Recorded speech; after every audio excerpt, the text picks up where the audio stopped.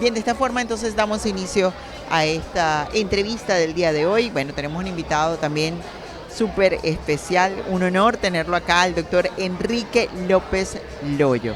Él es médico cirujano de la Universidad Francisco de Miranda, especialista en anatomía patológica del Instituto Anopatológico de la Universidad Central de Venezuela, doctor en ciencias médicas de la Universidad del Zulia, doctor honoris causa de la Universidad del Zulia, expresidente de la Sociedad Venezolana de Anatomía Patológica, expresidente de la Red de Sociedades Científicas Médicas y Venezolanas, también individuo de número, secretario académico y presidente de la Academia Nacional de Medicina en el periodo 2022, editor y jefe de la Gaceta Médica de Caracas, jefe de la Cátedra de Anatomía Patológica de la Escuela de Medicina José María Vargas de la Central, jefe del Servicio de Patología del Urológico San Román, fue coordinador docente del posgrado de Anatomía Patológica de la UCB en el Hospital Militar de Caracas, jefe del Servicio de Patología comparada del Instituto Nacional de Higiene Rafael Rangel y jefe del Servicio de Patología del Urológico San Román, ya lo dijimos, además coordinador de la exhumación de los restos del doctor hoy santo José Gregorio Hernández. Wow, doctor, qué honor tenerlo de verdad con este currículum y esta experiencia tan maravillosa. Bienvenido al Zulia. Muchas gracias, Laura, muchas gracias al Circuito Unión Radio, siempre en la noticia, con la noticia y con el mejor manejo profesional de la noticia, cosa que nos honra. Tenemos una gran tradición de relación con Unión Radio y siempre destaca por su calidad informativa, su calidad profesional de todos ustedes, que son maravillosos. Así es, y doctor. Venir a Maracaibo es muy grato, me unen lazos familiares con Maracaibo, mi esposa es de acá de Maracaibo y siempre hemos estado, digamos, en contacto. Y como has dicho, mi doctorado es de la Universidad del Zulia, me han honrado con esa distinción también como doctor, digamos, honoris causa. Está supeditada a muy pocas personas y yo la honra la he recibido con mucho sentimiento de querencia por el Zulia también. Y bueno, aquí estamos ya por cuarto año consecutivo, colaborando y poniendo el hombro por este congreso internacional, en el caso de la número 12 de la Facultad de Medicina del Zulia, con una gestión extraordinaria de nuestro amigo el doctor Sergio Osorio, que ha sido siempre un puntal en las actualizaciones médicas, y este congreso es el congreso más grande que realiza el gremio médico en Venezuela. Así es. El más grande, el más resonante, el de mayor presencia humana, de calidad humana y profesional extraordinaria de actualización, y eso hay que honrarlo también. Igual el esfuerzo de la Academia de Medicina del Zulia, que también me honro ser miembro correspondiente de esa academia. Está el doctor Felipe Díaz Araujo con una extraordinaria labor, y lo que vemos aquí, lo que se palpa, es un entusiasmo extraordinario, jóvenes tanto en el área de pregrado como de posgrado, dándolo todo, asumiendo la profesión como un compromiso social con la gente, y ese compromiso parte de la calidad formativa, claro. Porque entregarse a tratar a un paciente es entregar la propia vida para mejorar una condición que puede ser circunstancial en un paciente, pero a veces puede ser fatal. Entonces, asumirla en el momento correcto y asumirla de la mejor manera, haciendo un tratamiento correcto, tal vez no el ideal, pero lo que nuestros recursos nos ofrecen, yo creo que es lo que se está enseñando en este tipo de congresos, y yo creo que hay que reforzar la idea de la educación médica continua. Significa un esfuerzo internacional que hace la medicina para mantener a todos los integrantes del gremio en una constante renovación, y además hablando el mismo idioma. Claro. Conversando de códigos que se utilizan tanto aquí en Maracaibo como en toda América Latina, como en el mundo, y eso significa además un homenaje a nuestra medicina venezolana, a la calidad de nuestros egresados, de todas las universidades convencionales que tenemos en Venezuela, las universidades públicas tradicionales y autónomas, que han generado una expectativa hacia la formación médica en todo momento, independientemente de la situación país, cosa que además es llamativa cuando el reconocimiento de quienes han salido de aquí formados en Venezuela y quienes están dando frutos a otros países. Que nosotros hemos ofrecido pues esa calidad formativa. Yo que formo médicos en la Universidad Central de Venezuela, en la tradicional Escuela de Medicina Vargas, observamos el esfuerzo que se hace desde todo punto de vista, porque claro. no es supeditarse solo a un sueldo, claro, que no existe, claro. sino a un sí. compromiso social claro, que tenemos. Claro. Y ese compromiso es con la gente, definitivamente. Ayer precisamente estábamos hablando con la coordinadora de la parte de estudios de la Facultad de Medicina, y de verdad que la calidad médica que sale de los profesionales que salen de Venezuela es maravillosa en América Latina. Es más, la Universidad del Zulia tiene un referente dentro del ranking también de las universidades a nivel mundial, y eso también es importante destacar. Vienen personas de otras latitudes también a estudiar acá en la Universidad del Zulia medicina, por su buena calidad, por su desarrollo. Entonces es fundamental. Ahora, doctor, la afluencia de los estudiantes es maravillosa. Cada año se ve como que más superior, y los temas que se están tratando, porque hay muchísimas conferencias, también son muy, muy importantes, porque, como dice usted, nos ponemos a la par internacional en este tema que debemos estar actualizados. Así es. El compromiso es seguir formando al médico y a desde la parte de pregrado, que tenga además conciencia de lo que significa presentar un trabajo científico, estructurarlo, tener ese compromiso además de la investigación que lleva consigo todo este tipo de esfuerzos, de mostrarlo como una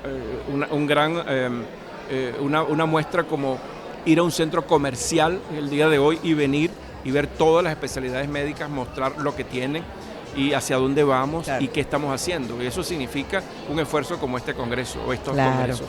Dos ponencias ya esta mañana cubrió una de ellas, es tumor del estroma gastrointestinal precisamente, y rescatado por la oncología, y mañana también tiene otra específicamente de cáncer, ¿no? Colorectal. Hoy presentamos un bloque de anatomía patológica, un tema sumamente importante desde el punto de vista oncológico, que había quedado atrás porque se confundía con otras entidades. Entonces, en la actualidad, la definición de anatomía patológica es marcar de dónde viene la célula que produce el tumor, y ese marcaje le da la perspectiva de colocar un tratamiento específico sobre ese tumor basado en la producción de ese tipo de células. Eso se llama terapia blancocelular específica, eso se llama terapia inmunológica, muchos de las cuales complementan la terapia de quimioterapia y radio convencional, pero en la actualidad es lo que se está buscando, ¿okay? Cortar el cáncer desde su raíz celular. Y esa terapia inmune permite en muchos casos omitir la propia quimio o radioterapia y llevar a una expectativa de vida aún mayor o hasta una supervivencia total, completa. Wow. Entonces, este tumor básicamente había sido colocado como un gran saco de gatos, una gran bolsa que implicaba varios tipos o subtipos de tumor, y no se trataba adecuadamente y sorprendía con una mortalidad que puede variar dependiendo de su localización, bien sea en estómago o bien sea en colon. Y hasta en el estómago puede morir en 30 meses la persona no tratada, en el colon puede morir en menos tiempo todavía. Entonces, la importancia de definir este caso es que hay un marcaje molecular para las proteínas que generan este tumor, y lo venimos a conversar hoy.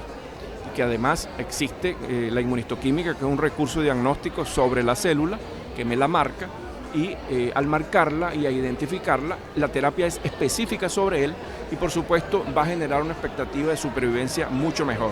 Y sin acaba de con mencionar, la cirugía. Claro, con la cirugía. Acaba también usted de indicar que se puede suprimir la quimioterapia en algunos casos. En algunos casos. Sí, para las terapias de tipo, lo que se llaman terapias inmunológicas, que han tenido, por ejemplo, en el cáncer de mama, que es la pionera de esto, estábamos viendo el cáncer de mama que no sometida a esta terapia inmunológica, la mortalidad era altísima, y cáncer de mama que regresa y viene más agresivo, se le coloca la terapia inmune.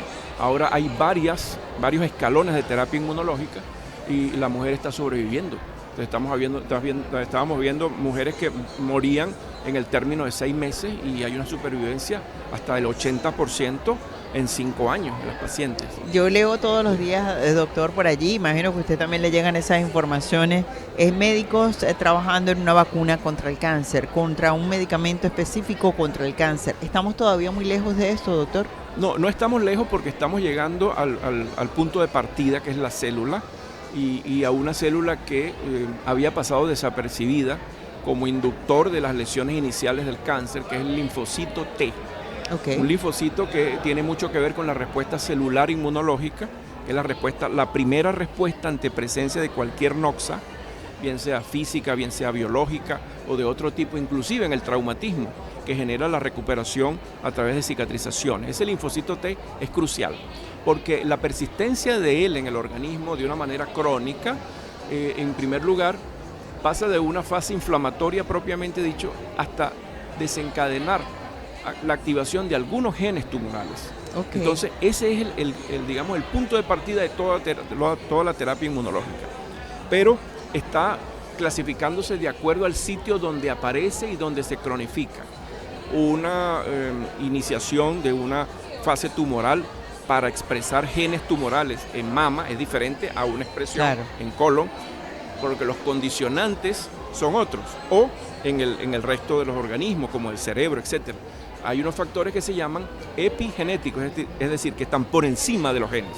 Por ejemplo, en el cáncer de cuello uterino, el virus del papiloma humano, que lo induce porque hace que esa inflamación crónica con linfocito T persistente desencadene la transformación neoplásica a través del virus y produzca el cáncer de cuello uterino. También lo produce en ano recto, el mismo, también lo produce en el área de cavidad oral, etcétera. Pero otros, por ejemplo, el sol, como epigenético, es decir, el sol induce entonces cáncer de piel, ¿verdad? Y produce una lesión muy grave que se llama melanoma, pero puede producir una fase de carcinoma de piel de dos variantes que son fundamentales.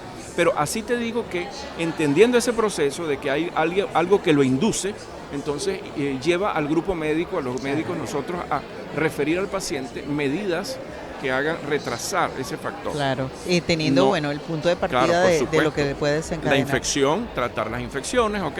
En el caso de estos específicos, por ejemplo, la infección de estómago por un virus que se llama Helicobacter pylori, induce el cáncer de estómago.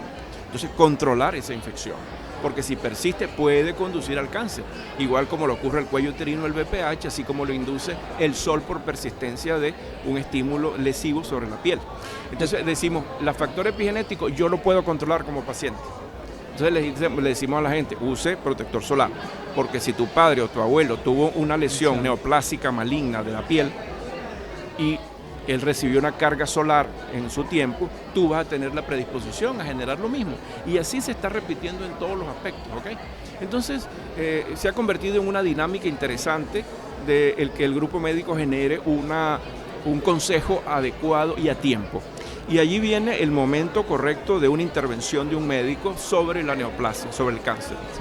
La etapa más inicial es la que asegura una curación completa. Claro. ¿Okay? Entonces, en todas las neoplasias. Entonces significa pues un esfuerzo colectivo, pero que además se acompaña con el conocimiento y la concientización del paciente para su problema oncológico. Claro. Entonces todo esto va concatenado a un esfuerzo del grupo de los médicos, a los laboratorios internacionales que trabajan en la adecuación de esas dosis cada vez menos tóxicas, porque ¿qué pasa con la terapia inmunológica? No se le cae el pelo al paciente, no lo genera efectos colaterales, a eso iba. Porque algunas todavía significan unir la quimio más estas terapias, pero nosotros digamos la gran resulta de esto, ¿qué significa? Que el cáncer va a dejar de ser mortal, se va a cronificar, se va a convertir en una condición. En una condición que puede las expectativas de vida de verdad que son increíbles y esto me llena también de contento, doctor, porque como periodista y usted también como doctor sabemos y leemos todos los días cifras, lamentablemente el fallecimiento de personas, a veces, nosotros como individuos no estamos conscientes de todos estos factores epigenéticos que usted nos acaba de decir y no nos cuidamos. Nos cuidamos y cualquier cosa que parezca indefensa podría desencadenar pues una enfermedad o un cáncer en cualquier parte de nuestro cuerpo. Y además coordinar esas campañas preventivas que son fundamentales. Claro que sí. Sabemos que el cáncer de mama tú lo puedes prevenir, puedes hacerte el autoexamen, pero tienes que hacerte además a partir de 35 o 40 años anualmente una mamografía, porque las progresiones del cáncer pueden evolucionar pero muy rápido. En el cáncer de cuello uterino, una citología al menos anual en Venezuela porque es muy irregular el programa. Pero en países nórdicos, por ejemplo, cada 3 años se le pide una citología a una mujer, la llaman o la llaman por teléfono o le llegan a la casa, le tocan la puerta, le toca la citología. Porque cada fase de producción, antes de que el cáncer destruya o rompa la barrera y se convierta en un cáncer invasivo, dura 3 años. En la primera fase del epitelio displásico o atípico, 3 años. La segunda, y cuando es completo, lo que quiere decir que en 9 años una lesión inicial puede transformarse en un cáncer. Y entonces, ¿qué significa la citología? Un esfuerzo por la prevención, para capturar una lesión en fase inicial. Y así pasa en próstata y así pasa en otras patologías. Hay que hacer esas campañas preventivas. Doctor, estamos conversando con el doctor Enrique López Loyo. El día de hoy, bueno, vamos a hacer una pequeña pausa, doctor, pero al regreso queremos, dar esas recomendaciones interesantes que ya usted nos las está dando para cuidarnos nosotros mismos también. Y por supuesto hablar de esto tan interesante que me parece maravilloso, que fue usted coordinador de la exhumación de los restos de hoy santo doctor José Gregorio Hernández. Continuamos desde este Congreso Internacional de la Facultad de Medicina de la Universidad del Zulia, el 12º, el 22º, también de la Academia de Medicina. Y estamos conversando con el doctor Enrique López Loyo de la Universidad Central. Él es, por supuesto, médico de especialista en anatomía patológica, entre muchas otras cosas nos está dando luz. De verdad que muy buenas noticias, doctor. Gracias por darnos estas buenas noticias para lograr también la cura en ciertos casos del cáncer, minimizar también los estragos que pueden realizarse a través de las quimios, las radioterapias, etcétera. De verdad que me alegra mucho esto, que estemos llegando a la medicina a este término. Ahora, doctor, también preguntaba en corte las consecuencias del COVID, del SARS-CoV-2. Esto también puede ayudar a desarrollar ciertas patologías, entre esas el cáncer. Sí, bueno, existe un síndrome que se llama síndrome Asia, que es un síndrome asociado a la activación de factores patológicos luego de intervenciones, bien sean con vacunas, bien sea con prótesis, el caso de las prótesis, tratamientos de embellecimiento con colocación de algún tipo de líquidos, etcétera, que pueden generar una reacción inmunológica. Dentro de ese síndrome Asia se cuenta la posibilidad del caso del SARS-CoV-2 y su evolución. Pero primariamente por encima de la vacuna, la fisiopatología de ese elemento que no conocíamos hasta entonces, en su irrupción mundial en el 2020 de manera abierta, luego que se descubrió en el 19, identificamos a un virus no conocido que era capaz de llegar a sitios de unos receptores que están en todos los órganos del cuerpo humano, pero los órganos más nobles.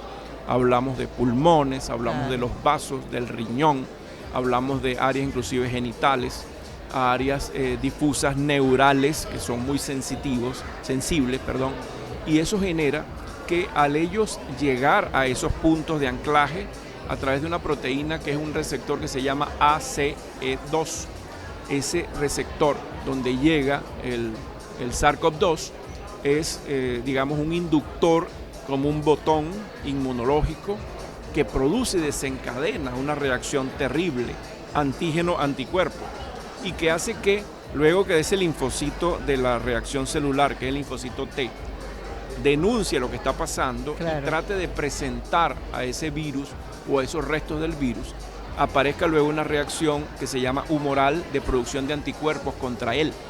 Pero resulta que no va a ser contra el virus o contra sus partículas, va a afectar al propio organismo, o sea, se convierte en una patología con un modelo autoinmune, es decir, nos vamos a comenzar a destruir nosotros mismos, lo que significa que va a desencadenar una serie de cascadas de reacción inflamatoria, de liberación de algunos factores inflamatorios, que era lo que se trataba de controlar en aquel momento.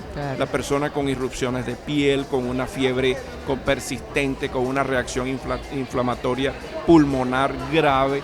O sea, todo eso era justamente por los efectos de ese receptor tomado y al cual el propio organismo le estaba produciendo un combate, una guerra continua. Y entonces eso ha producido que esas micropartículas que quedan allí todavía adheridos en algunos sitios, produzcan lo que se llama el COVID persistente, ¿okay? Sí. O el COVID a largo plazo, también como se le dice, que las personas han comenzado a tener entonces secuelas de tipo neurológica, como neuritis, ¿okay? Deficiencias, los cardiópatas se les agrava su problema, ¿okay? Los diabéticos se les agrava su problema, ¿okay? O personas que anteriormente no tenían esta condición ni nada y de repente... personas que tenían en su perfil de producción de patología o en su perfil genético, tenían ya una especie de programación de lo que le podía dar. ¿Qué hizo el COVID? Lo acercó. ¿Okay? Personas que podían haber tenido un lupus a los 50 años, se los acercó a los 30. Sí. Y así, por ejemplo, patologías autoinmunes, en ese caso, pero también cardiopatías o neuropatías. Entonces, las nefropatías, todo, porque son los sitios donde estaba localizado el intruso. Ahora, doctor, va saliendo también una nueva cepa del virus, es SARS-CoV-2, pero una cepa nueva. Sí. ¿También podría tener las mismas consecuencias Bueno, o es esta más es leve? una subvariante del Omicron, que fue el que hizo más daño a nivel mundial, 1.8.1, que desde el punto de vista de su expectativa de generar cualquier tipo de lesión masiva no está programado para eso. Simplemente la mínima protección o la máxima protección, dependiendo del número de dosis de vacuna que se recibieron, que recibió un paciente, le permite una protección primaria. Ahora, que puede ocurrir una infección sobre otra infección, ¿verdad? Es lo que se está previendo. Una infección que la característica de esta subvariante es que tiene mayor facilidad de diseminarse, pero puede cursar como una gripe común. Claro. ¿Y qué es lo que está pasando? Se está imbricando, es decir, están en este momento circulando cepas agresivas del virus de la influenza, claro, de los nuevos que aparecen todos los años. En los ciclos de todos los años, de aumento de la temperatura, disminución brusca, las lluvias, etcétera, que producen estas distorsiones y los pacientes presentan este virus, pero también pueden estar fusionados con el otro, con la subcepa que ya conocemos. Entonces todo esto genera, digamos, una preocupación, que es lo que se llama un virus en este momento que está en observación, pero en los continentes no ha habido reportes de una patología que genere, digamos, una expectativa negativa. O sea, para hacer un nuevo, un germen que vaya a llevar a una pandemia, no es así. No es así. Ya eso pasó. En nombre de Dios. Hablando de Dios, yo creo que ha sido una de las labores que usted ha realizado en su vida y que lo ha marcado. Usted fue el coordinador de la exhumación de los restos del doctor José Gregorio Hernández, hoy santo. ¿Qué significó eso para el doctor Enrique López? Claro, en ese momento usted como profesional, obviamente, pero ¿hasta dónde ha llegado ahora José Gregorio, no? Sí, cómo no. Bueno, José Gregorio siempre fue un hombre atemporal, un hombre de unas virtudes excepcionales. Yo me encargo, doy conferencias en todo el país sobre él, sobre su proceso. Tenemos 3 libros sobre él en su historiografía. Pero el compromiso de la exhumación parte de que las coincidencias son precisas cuando yo, siendo presidente de la Academia Nacional de Medicina, siendo el primer organismo venezolano y republicano que reconoció a José Gregorio Hernández, la Academia, que él fue uno de los miembros fundadores, ocupando el sillón número 28 en 1904, cuando se fundó.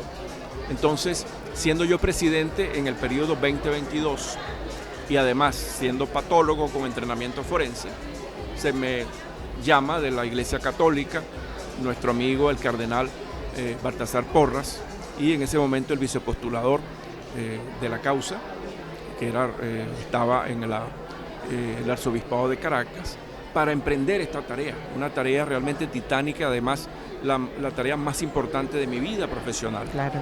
Llegar y asumir este reto con un equipo de profesionales excepcionales en la antropología forense, la odontología forense y la patología forense propiamente dicha, llevar a este proceso que comienza físicamente el 17 de octubre del año 20, se continúa el día 20 a través de una transmisión de televisión, que es cuando realmente se hace la exposición de los restos.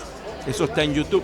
Sí. Se llama Exhumación de José Gregorio Hernández, lo cual significó ese reto profesional ver aquellos componentes óseos que no tenían el número completo de huesos, habían solo 131, pero que nos permitieron recuperarlos.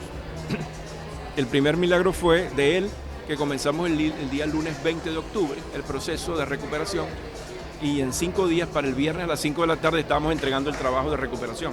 Wow. Con instilación de elementos químicos, con recuperación, eliminación de hongos y de humedad. Y entonces permitió recuperar ese hueso como misión primaria, esos huesos, para hacer las reliquias. Entonces ahí se hicieron cortes de 3-4 milímetros que fueron distribuidos en las reliquias que llevan a todas las iglesias, en todas las diócesis de Venezuela y arquidiócesis, e igualmente la misión fundamental, la reliquia magna, que era para enviar a las causas de los santos en el Vaticano el dedo índice como señal de saludo. Igualmente uno de los dedos de los metacarpianos para la Catedral de Caracas. Pero los hallazgos que están allí fueron interesantísimos. ¿Okay? Conseguimos la causa de muerte real. La fractura que tenía allí en el hueso, en el maxilar, pero estaba en el maxilar superior, una fractura que corresponde a lo que es la base del cráneo y el techo de la boca, lo que sugiere que esa ruptura produjo salida de líquido cefalorraquídeo y muerte súbita de José Gregorio Hernández, entre otras cosas. Además era cojo, tenía un tumor en el hueso del talón izquierdo. Y cuando vemos la fotografía, la pueden ver y buscar, la fotografía que él está de pie, vestido de negro, con un traje negro, ustedes ven que el zapato del lado derecho tiene un mecanismo ortopédico. Ah, caramba. Claro. Dios mío. Yo tengo otras cosas, era asmático también. ¿Era asmático? Sí. Yo tengo que hacer otro programa con el doctor. Sí. Yo tengo que hacer otro programa, doctor. Lamentablemente tenemos que despedir. Ya viene también los programas nacionales. El doctor Enrique López Loyo. Un honor tenerlo, de verdad que sí. Muchísimas gracias por toda esta experiencia y por todo este conocimiento, doctor. Gracias a todo el equipo. Lo hicimos gracias en nombre de Hobby Arte, Descubre el artista que hay en ti, y Saint Casa de software administrativo. Vamos con el corte y en la tarde también seguimos con más programación. Chao. Muchas gracias. Hasta luego.